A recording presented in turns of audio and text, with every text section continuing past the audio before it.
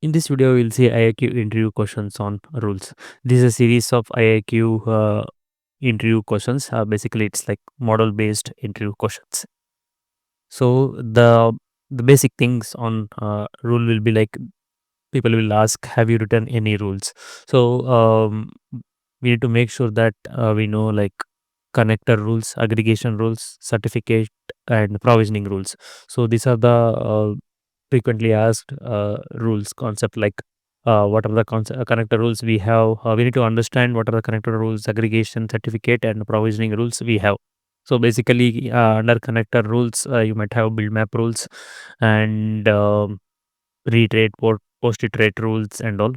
Again, aggregation, correlation creation, customization rules, certificate, pre-delegation, sign off rule, exclusion rule, provisioning, before provisioning, after provisioning, again, JDBC provisioning and all. So again, under character based, we need to understand like to go through a build map rule and web server. If you have worked on web service application, again before operation and after operation, web service rules you need to explain.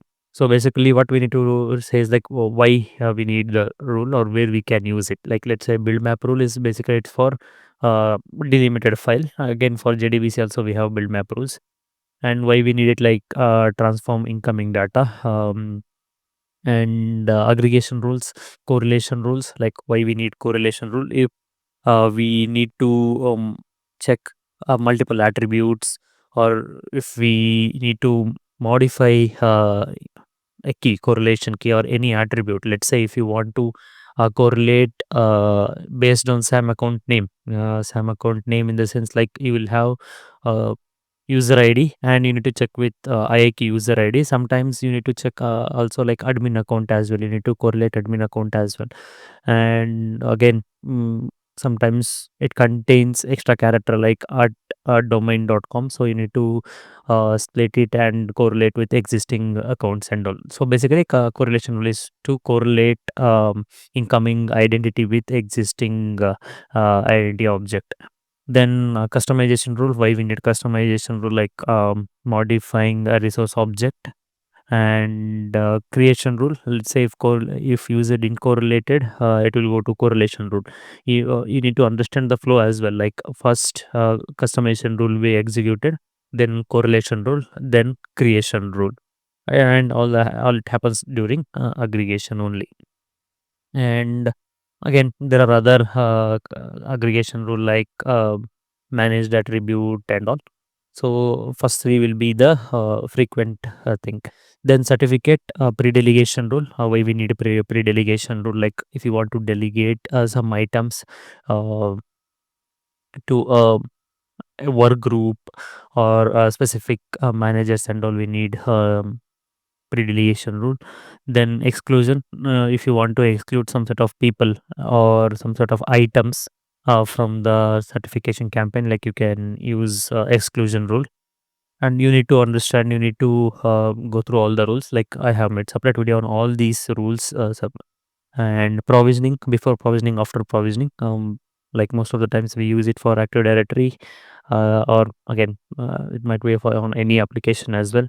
If you want to send email after provisioning, before provisioning, if you want to modify a plan, or if you want to process something before provisioning, you can use before provisioning rule. Again, JDBC provisioning also we can explain.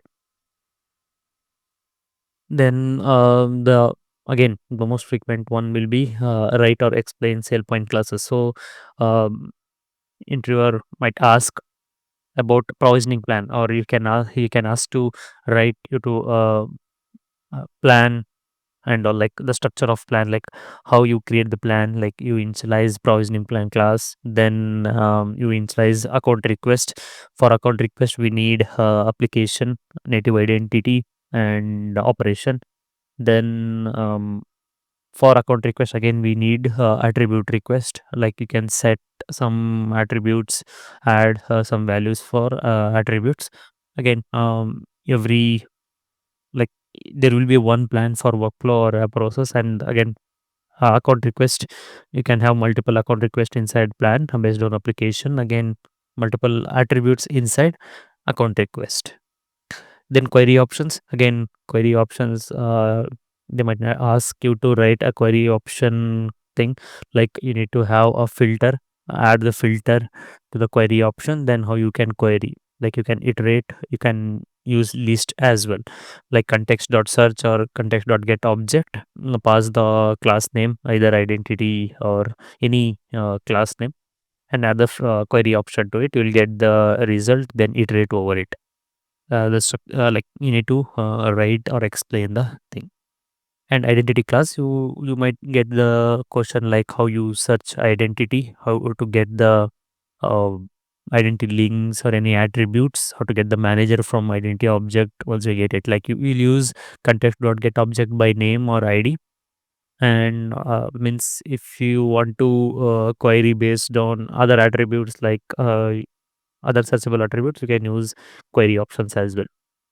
And how you can update objects, like commit transaction, update object, means you need to explain the process, whether you log the object and how you can log the object and all you can explain. And those kind of questions also will come.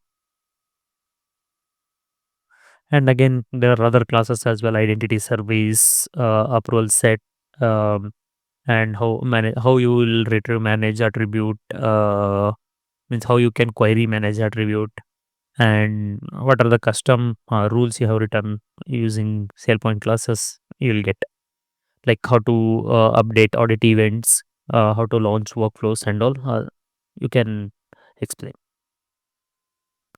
JDBC provisioning, like some of the connectors needs a rule, like Active Directory, LDAP, or SCIM applications, or some of the application can provision, like provisioning happens through out of box itself, but JDBC or web service application need a custom provisioning, like how provisioning happens in JDBC. In the sense, it's like you can have a global rule where based on account request operation we can execute SQL query, or we can have a operation based rule as well. Like for create, you can have, means let's say if the plan contains create operation, account operation, you can execute create SQL query. Or if account request contain modify, again you can have update SQL query. Based on the account request operation, we need to execute SQL query, otherwise provisioning won't happen in JDBC connectors. You need to explain like how we need to or how JDBC provisioning happens, like how you return the results and all, how you debug problems or issues in JDBC provisioning. And those best practices, like they'll ask like bin shell, how you write like simple bin shell query. They might ask you to write a simple bin shell query, like you need to add ampersand or at and you can use. So for ampersand, you need to use ampersand AMP colon. Otherwise, IAQ won't take it.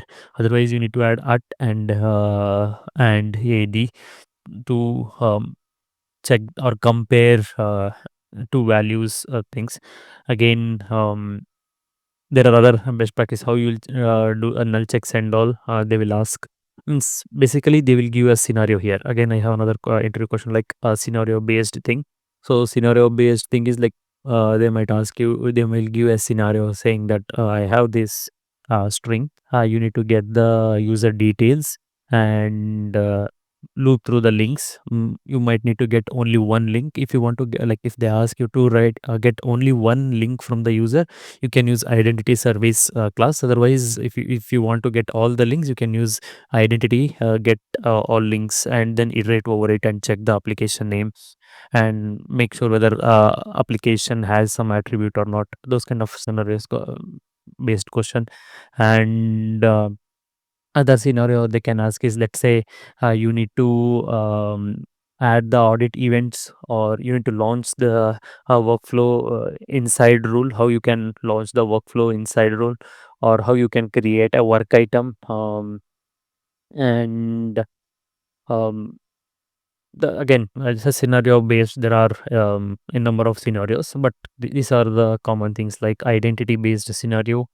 Means you'll have the plan, then check the account request and or attribute request from the plan.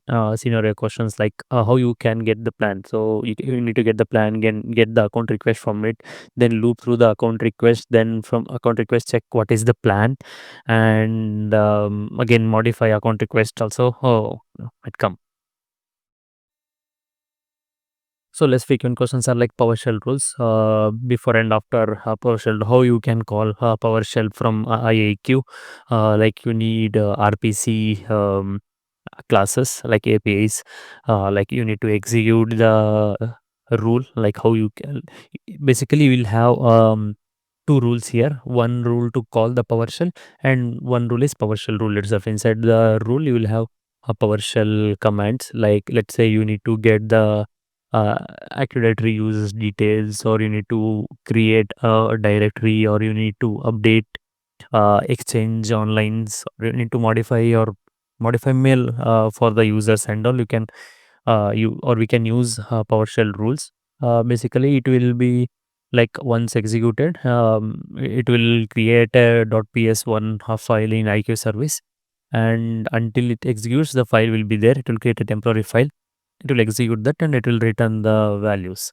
So then, and the task rules, like how you can trigger a rule from the task.